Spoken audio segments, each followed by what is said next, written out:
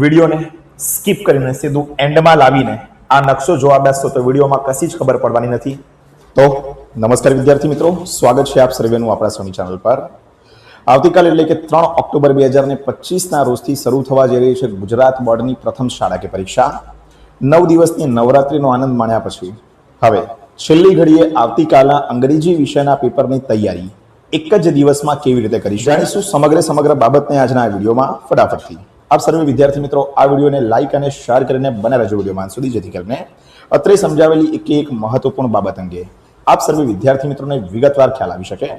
આ સિવાય જો આપ શ્રી છો આપણી ચેનલ ઉપર નવા અને હજુ સુધી ચેનલ ઉપર નથી જોડાયા તો નીચે આવેલા લાલ કલરના સબસ્ક્રાઇબ બટનને દબાવીને ચેનલ ઉપર જોડી દેજો તથા બાજુમાં આવેલા બેલ આઇકનને કરી દેજો ઓલ પર સેટ, જેથી કરીને ભવિષ્યમાં આવનારા આવા જ મહત્વપૂર્ણ વિડીયો સૌથી પહેલા દોસ્તો આપને જોવા મળતા રહે. અહીં દોસ્તો જો આપણે અંગ્રેજી દ્વિતીય ભાષા વિષયના પેપરની વાત કરીએ તો કુલ 5 સેક્શન જે છે તે અહીં આપણને જોવા મળે છે. સૌથી પહેલા section A, section B, section C, section D અને સેક્શન ઈ. અહીં સેક્શન ડી ને જો આપણે વાત કરી દઈએ તો એ સિવાયના બાકી તમામ સેક્શનમાંથી આપણે સારા એવા ગુણ મેળવી શકીએ છીએ, કારણ કે સેક્શન ડી સંપૂર્ણ સેક્શન છે ગ્રામર સેક્શન. જો ગ્રામર સેક્શન પણ આપણે ના આવડતો હોય તો તેના પણ આપણે ખૂબ સરસ મજાના ટોપિકને કવર કરતા એકદમ ઇઝી વિડીયોઝ તૈયાર કરેલા છે. તમામ વિડીયોઝ નીચે આપેલા ડિસ્ક્રિપ્શન બોક્સની અંદર જે છે તેની લિંક દ્વારા જોવા મળી જશે, તો તે વિડીયોઝને તમે નિહાળી શકો છો. હવે ચર્ચા કરીએ આપણે સૌથી પહેલા સેક્શન એ થી, જે આપણને 18 ગુણનો પૂછાય છે. હવે આ સેક્શન એ ની અંદર 4 ગુણના આપણા સૌથી પહેલા ટ્રુ ફોલ્સ પૂછાય છે. 1 થી 5 chapter number 1 can you install love અને ચેપ્ટર નંબર 5 એન્ડ્સ. 1 થી 5 ચેપ્ટરમાંથી આ ટ્રુ ફોલ્સ આપણે તૈયાર કરવાના છે. બધા ચેપ્ટરમાંથી એક આપણને જોવા મળશે, કોઈ એક ચેપ્ટરમાંથી જોવા નહીં મળે. તમામ ટ્રુ ફોલ્સને લગતા વિડીયોઝ પણ તૈયાર કરેલા છે, નીચે ડિસ્ક્રિપ્શન બોક્સમાં જજો અને ત્યાંથી વિડીયોઝ જે છે તે ટ્રુ ફોલ્સના અચૂક નિહાળજો. 4 ગુણ રોકડા આપણને જે છે એક જ વારમાં આ 18 માર્ક્સમાંથી આપણને મળી જાય છે ટ્રુ ફોલ્સના. ત્યારબાદના પ્રશ્ન આપણા આવે છે સિમિલર મિનિંગને લગતા. હવે સિમિલર વર્ડ્સ અથવા સિમિલર મિનિંગ જે છે તે આપણને સપ્લિમેન્ટરી રીડર બુકમાંથી પૂછાય છે. તમારે અમુક ગણેલા જે સિમિલર વર્ડ્સ છે, સિમિલર મિનિંગ્સ છે તે તૈયાર કરવાના છે. એના પણ 3 માર્ક તમે બેઠા જે છે તે અહીંયા મેળવી શકો છો. ત્યારબાદના આવતા 2 પ્રશ્નો ફંક્શનને લગતા પ્રશ્નો, જ્યાં 3 માર્કના જે છે તે બ્રેકેટ ઉપરથી કઈ રીતે ફંક્શન લખવા તેના પ્રશ્નો, અને 4 માર્કના એમસીક્યુ એબીસીડી ઓપ્શન વાળા પ્રશ્નો જે છે તે ફંક્શનના તે પૂછાય છે. તો તેને પણ તમે જો સમજો તો લખી શકો છો, બાકી જો ના આવડે તો આ વસ્તુ જે બે છે તેને આપણે સ્કીપ કરી શકીએ છીએ. ત્યારબાદ ધોરણ 9 થી લઈને 12 સુધીમાં આવતો એવો ટોપિક ફ્રેમ ધ ક્વેશ્ચન, જ્યાં આપણને જવાબ પહેલેથી આપેલો હોય તેના ઉપરથી આપણે પ્રશ્નો બનાવવાના હોય છે. જેમ કે હું તમને કહું કે my school is near the temple, અને ધ ટેમ્પલ નીચે અંડરલાઈન કરેલી હોય તો આપણા બધાને ખબર છે કે આનો પ્રશ્ન શેનાથી બને, તો કે વેર થી બને. તો પ્રશ્ન એવો થાય કે વેર ઇઝ માય સ્કૂલ. કહેવાનો ભાવાર્થ WH વાળા અને હાઉ વાળા જે પ્રશ્નો છે તેવા પ્રકારના પ્રશ્નો આપણને આ 4 ગુણની અંદર જે છે તે પૂછવામાં આવે છે. આમ 18 ગુણનું જે સેક્શન એ છે તેમાંથી 4 ગુણના ટ્રુ ફોલ્સ, 3 ગુણના નિયરેસ્ટ મિનિંગ અને 4 ગુણના જો આપણે અહીં ફ્રેમ ધ ક્વેશ્ચન તૈયાર કરીએ તો પણ 11 ગુણ જે છે તે આપણે બેઠા સેક્શન એ માંથી જે છે તે મેળવી શકીએ છીએ. સેક્શન બી એક એવો સેક્શન ત્યારબાદનો કે જેમાં આપણે કોઈ પણ પ્રકારની તૈયારી કરવાની જરૂર નથી, કારણ કે બધી વસ્તુ આપણને જે છે તે ફકરા ઉપરથી અહીંયા પૂછવામાં આવે છે. હવે ફકરા એટલે કે પેરેગ્રાફ ઉપરથી જો આપણે ચર્ચા કરવા જઈએ તો સૌથી પહેલું તો આપણને આપણા ક્વેશ્ચન આન્સર જે છે તે અહીં પૂછવામાં આવે છે. આપણી જે મેઇન ટેક્સ્ટ બુક છે એ ટેક્સ્ટ બુકમાંથી કુલ આપણને 6 અલગ પ્રકારના જે છે તે પેરેગ્રાફ આપવામાં આવેલા હશે, અને પ્રત્યેક પેરેગ્રાફમાંથી 2 પ્રશ્નો અહીંયા લીધેલા છે. તો 6 દુને 12 માર્કના અહીંયા પ્રશ્નો જે છે તે પેરેગ્રાફ ઉપરથી પ્રશ્નના ઉત્તર લખવાવાળા થઈ જાય છે.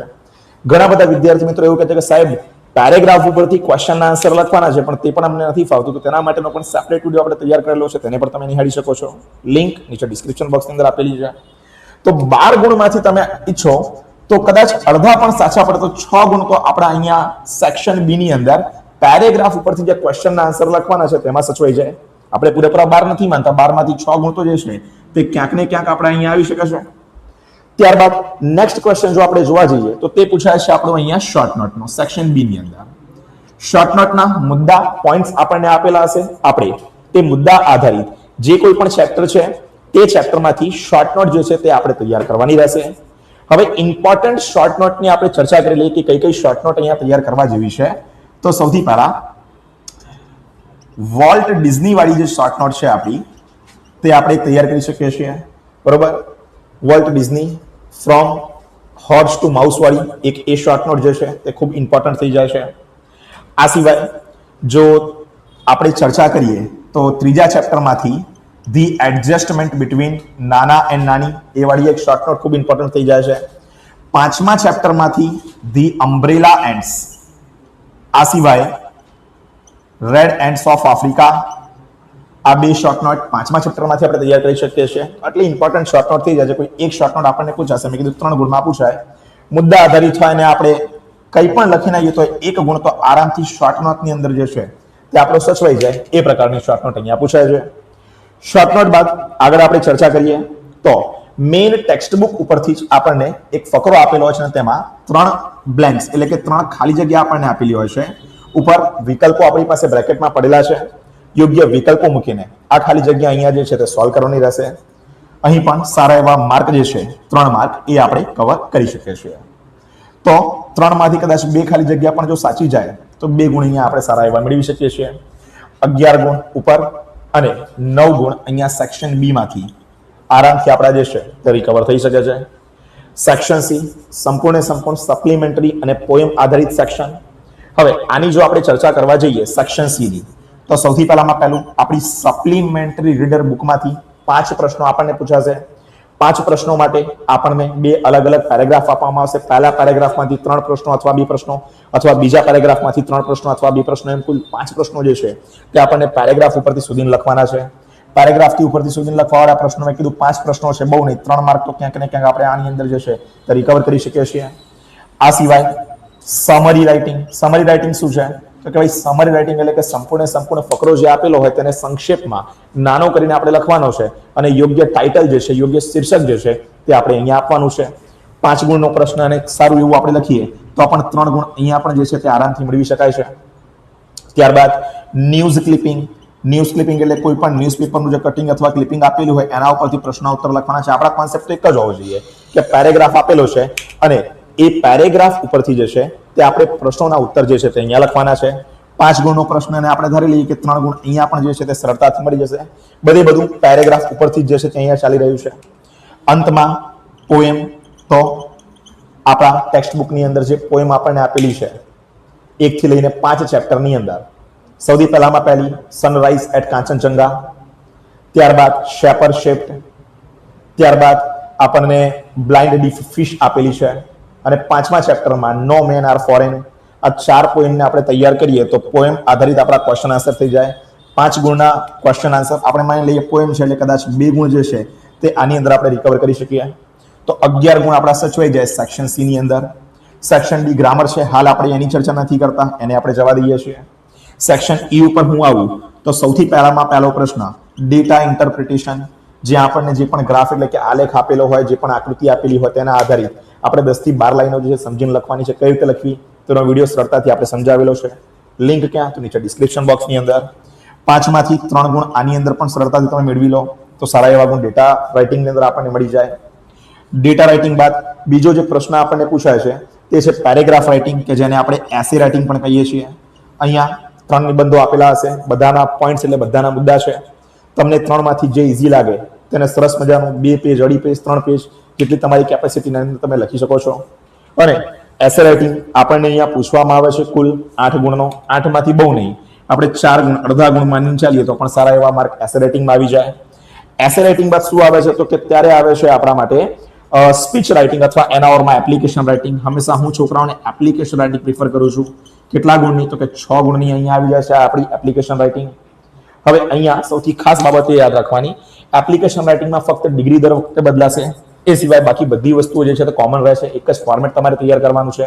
6 માંથી બહુ નહીં, તમે પ્રોપર પેરેગ્રાફ તૈયાર કરો તો 1 માર્ક જ કપાય. 5 માર્ક સરળતાથી જે છે તે આપણો અહીંયા મળી શકે છે આપણને. અંતમાં ઈમેલ રાઇટિંગની ઓરમાં રિપોર્ટ રાઇટિંગ. અહીંયા પ્રિફરેબલ શું ઈમેલ, બરોબર, સૌથી હાઈએસ્ટ વોચિંગ વ્યૂઝ વાળો આપણો વિડીયો ગુજરાતની અંદર ઈમેલ રાઇટિંગનો. તે વિડીયોને અચૂકથી નિહાળજો. ડિસ્ક્રિપ્શન બોક્સમાં લિંક આપી દઉં છું, ત્યાંથી ઈમેલ રાઇટિંગ શીખી શકશો. 5 ગુણનો ઈમેલ, બહુ નહીં, આપણે સારું એવું ફોર્મેટ લખીને આવીએ તો 3 માર્ક અહીંયા મળી જાય.